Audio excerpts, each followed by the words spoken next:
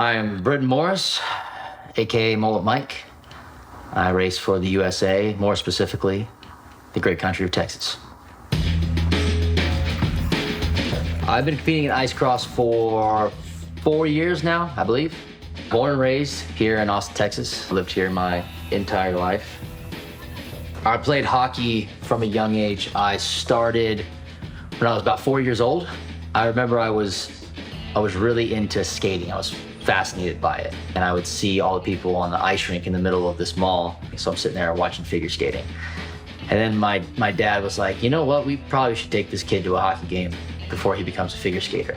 So, not that there's anything wrong with figure skating or male figure skaters. I have high expectations. I'm not taking them lightly. I want to be top 10 in the world, and I want to be the #1 American racer.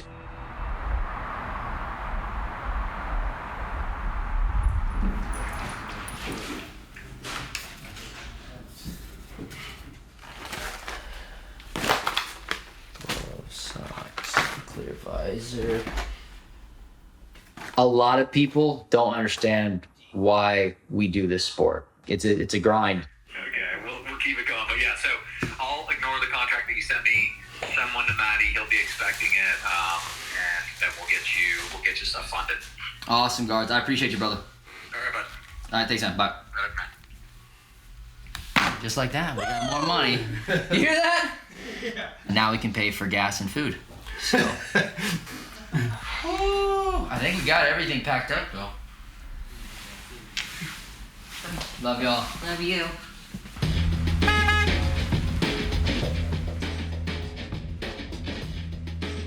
Brittan and I met in 2014 when I first moved to Texas. We have a lot of similarities. We're both athletes. We have similar mindsets, similar perspectives on life, and we view life kind of like a sport. That's how you should attack it. DJ, he's a Mississippi boy. He's not used to the cold and everything. So after his first event, he sends me the GoPro footage, and he's flying by trees, 35 miles per hour, jumping, turning. I've never seen anything like it. He was completely blown away by it, loved it, became, like kind of all about the sport and everything. Brittan competes in a race where if he wins, he qualifies to compete in Fenway Park for the World Championships. And I'm like, what do you mean Fenway Park? That's where the Red Sox play. And he goes, yeah, they're gonna build a track in the middle of Fenway Park. Pick it up, let's go! Come on, baby, let's go! Yeah! I knew I wanted to be involved in the sport. I just didn't know how, because I can't skate. I'm just a boy from Mississippi. To say I appreciate what these athletes do on ice is a huge, huge understatement.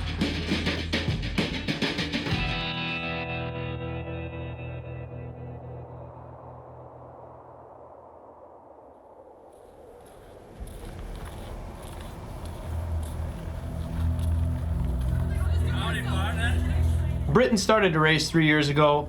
I heard about this wild Texan that was coming in, and he was doing really well at races. Brittan's got a hockey background, so he's gonna, anywhere where there's an opportunity to stride and skate, he will. I've never seen anyone do what Brittan can do on skates. 2022, where Red Bull is gone at this point, and so it's a totally different dynamic. We lost our primary sponsor, and we still had some really amazing races. Italy was probably my second favorite track I've ever been on. It was the most beautiful backdrop scenery that you can ever imagine. And I was just eager and ready to attack and win these races. I couldn't keep the tiger in the cage. I thought I heard something, and I false started in the very first race, and I was DQ'd, and that was the end of my season, actually. Too eager! Too eager! Huge disappointment. I was disappointed in myself for a good while with that one. During the season, I was going through a lot, just personally and back home and things like that. 2021 was a tough year for me. My granny was going through some health issues. She basically was on the road to acute leukemia, which kills you very fast. Big, strong grandson. Hey, Granny. Hi, honey. We're twinsies. Look at you. Oh my gosh, when did you do that? Last night, my dad did it. Oh. And it just, beat her down really bad. And she got, really sick from it and was in the hospital for a long time. And it was tough for me to go away for the 2022 season because I knew she was dealing with all of that. And she was the one that was like, you have to go race, you have to go live your life and everything. She just is the strongest person that I know, and got through all of it, and now is sitting here almost a year later, cancer free.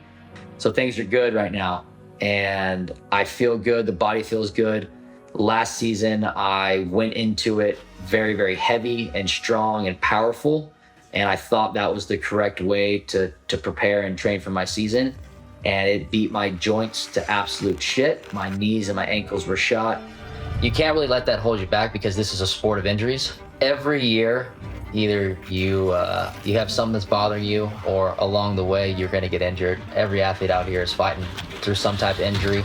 Well, let me tell you, at 35 miles an hour, anything can happen. You could go flying into the boards, you could yard sail, helmet could come popping off. Get behind his, oh my goodness! Shane Renault right through the dasher boards on the side.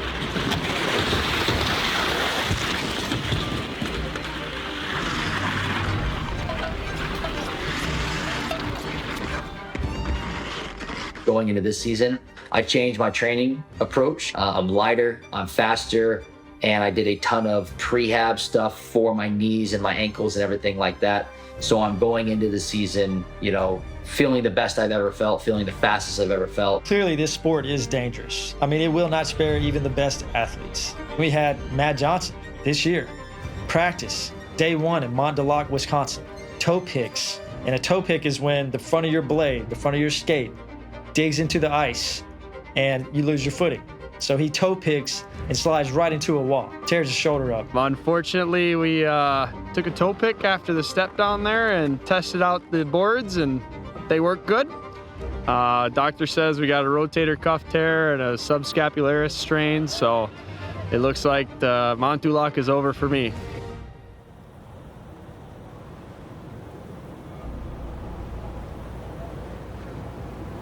So this track here in Wisconsin is not perfect. None of these tracks will be perfect. I mean, you're dealing with outdoor elements that you can't really control. And then you factor in building a track of ice for people to skate down. It's not going to be a smooth, perfect surface. It's impossible. But I mean, these guys are doing the best that they can possibly do with the situation they were given. And without them, this event wouldn't happen. So we basically will start watering when the hill closes, which generally is between 8 and 10 p.m. at night. And we'll water until our bodies give out, which is generally like 3 or 4 in the morning. That also is the best weather for making ice. So you just go layer after layer after layer. You let it sit for a couple hours. You may go get some food, come back, you lay another layer after layer after layer for, like I said, as long as you can. You do that for the next 10 days. Brittan, I want to know where your jump technique comes from. Every time. Dude, like, fucking the Daniel son, man. That's the Karate Kid. And then you're like, whoo. It's just the Karate Kid. I love it. Like Tum Tum? It makes for some of like the greatest photos though, because it's like the background, you're just soaring in the air. I love it. So unfortunately, we have a dangerous situation at the finish line in Mont Du Lac. Because the way the track is set up and where it ends right in front of the ski lodge. So for it not to block the ski lodge completely, they had to shorten it, which means there's not a lot of room to stop. And when you're flying down that mountain with other athletes at 35 miles per hour, you gotta find a way to stop. Regardless of track conditions and the dangers of this sport, these athletes are willing to do what it takes to keep their dreams alive. It's sacrifices in the short term in hopes that you accomplish your goals in the long term. That's what life's all about. No matter what mountain is in your path, you just take one step at a time in the right direction, and before you know it, you'll be where you want to be. Mont Du Lac, Wisconsin, that's the place that I've raced the most at. I feel the most comfortable there.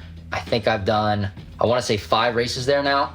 I get there this year and the track is just built what I feel like for me. It's a full sprint out of the gate, big send over some doubles, and then tight turns, so you lose your speed and then you have to chop, chop, chop, get going again. A little bit of technicality with some stair steps and then a big waterfall down to the finish. Very dangerous finish there because basically they have the finish line on a downhill. Fuck! And then they have boards like maybe 10 yards in front of that. So that was the only part of the track that I didn't love, but I love the track there. I love what they did. TJ and Rob, they put a lot of work into it and did a great job.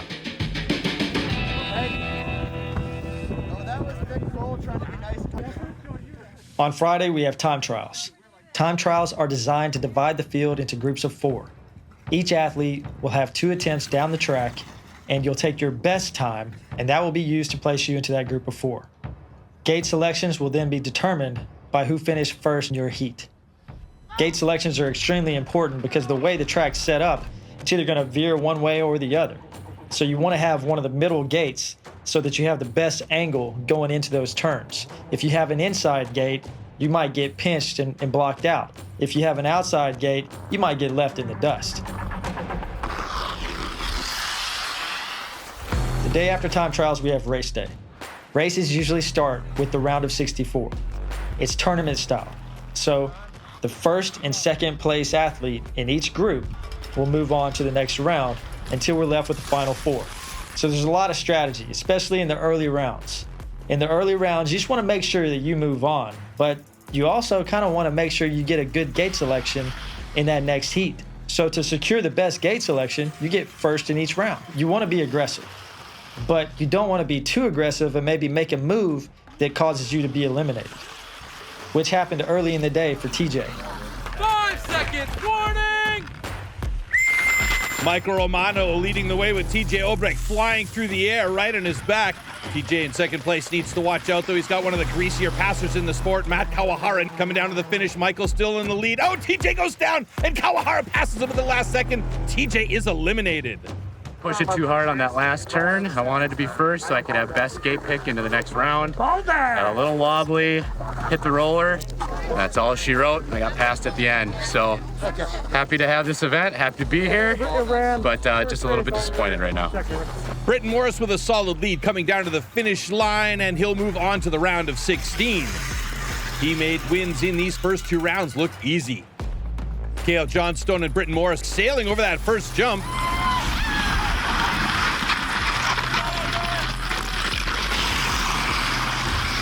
Oh, and a nice pass by Brittan on the inside. That doesn't usually happen on the stair step down. Brittan leading, going down the waterfalls as they make the final turn to the finish, with Morris and Johnstone making it to the semifinals. I think Kel said he was like, TJ needs to watch out. Kawahara's fucking greasy. Good job, baby. A lot of competitive racers in that round of 16, so your second race of the day, you're already facing the top guys. So get ready for semifinals and then the finals, baby.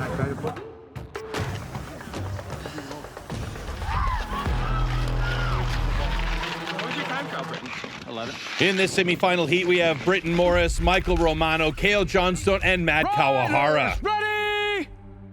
5 second warning!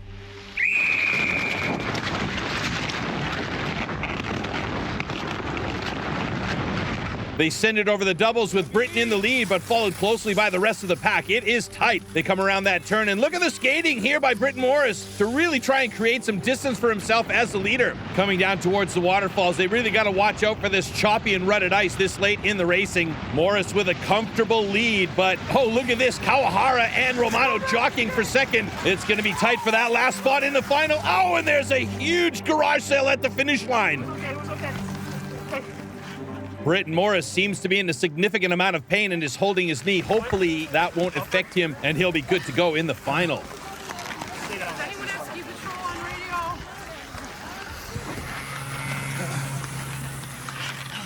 Basically what happened in the semifinal was I got a great start. I came down, it was a competitive heat. Romano was in there, who's, you know, top 5 in the world right now. I held first the entire time. I actually finished a decent amount ahead of them. Went through the finish line, slammed on the brakes, did a little fist pump because I was going to the finals.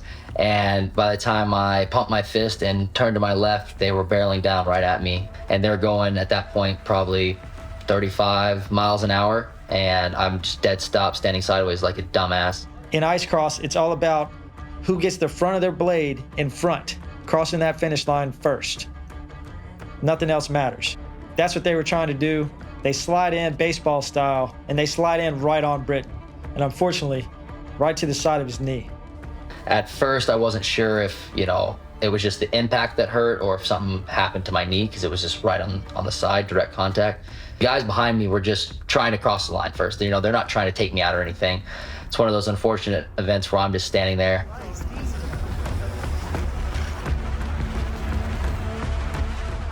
I mean, he already has a torn labrum in his hip that happened while he was training before the season. Now he's got something going on with his knee, and all that's tied together. But the greatest athletes have an ability to block out the noise. Injury or not, torn labrum or not, you still have to compete if that's what you love, if that's what you want to do. That's gotta be your mindset. But now you're in the finals. Now you're facing the best of the best. Here we go. Go, baby. Brittan, he has such an explosive start. He always get in front of you right at the beginning of the race, so we have to find our way around him. And it's kind of difficult because he's playing his game very well, cutting the line, blocking the passes. A lot of racers focus on their line. I like to focus on everybody else's line when I'm racing. I like to get in there and just create havoc. Finals, going against Max Dunn, who he's a veteran in the sport. He's someone who is, you know, gone up and really competed against the top guys. He's a big guy, so that means he's hard to pass. So I knew going into the finals, I got to get out ahead of this guy and then just fuck his game up the whole way. Riders, ready? 5-second warning! And it doesn't look like the crash has held him up at all. An incredible start for Morris with a lot of power getting out in front. I just watched his shadow. The way Du Lac is, the sun's right behind you when you're going, so you can actually see the other athlete's shadows on the ground. So I'm watching his shadow, and I'm getting in front of it, and I'm moving. I hit the jump. We take that first turn, and I'm ahead of him, and I knew then. I was like, okay, I got through the hard part of this. Now I just fight him off. Dunn is right in Brittan's back pocket coming out of that turn, but again, his strides are just unmatched. He's powerful and pulls away. Now with a pretty substantial lead coming towards the waterfall, he has to watch out for the big-bodied veteran who will be able to generate a lot more speed with those long legs. Oh, and Kawahara almost goes over the boards there. Meanwhile, Dunn and Morris connect with each other and both go down at the finish line, and it looks like Morris has won it, which would be his first ever ice cross event win. Here we go, brother! And I thought I won when I got up. I was amped up, thought I took first. And the way I fell was kind of backwards. And so I ended up crossing the line on my ass, but the back of my skate crossed first. And he, being the veteran and good racer that he is, stuck his toe out, and the toe of his blade crossed before the toe of my blade. Found out I took second. And so it was disappointing, but at the same time, if you told me at the beginning of the season you're gonna be taking second place in your first race, I'd be pretty pumped up, so I took it as a win.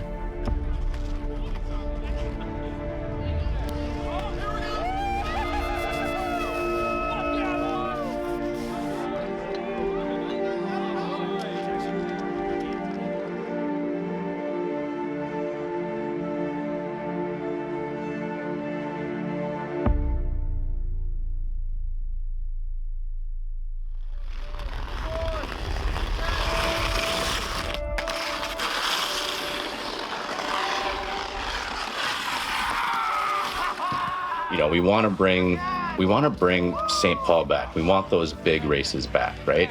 But there's no way to do that without community involvement or people even knowing the sport still exists. And Kids Cross is a great way to do that. You're literally waiting for one time a year to come out and try the sport.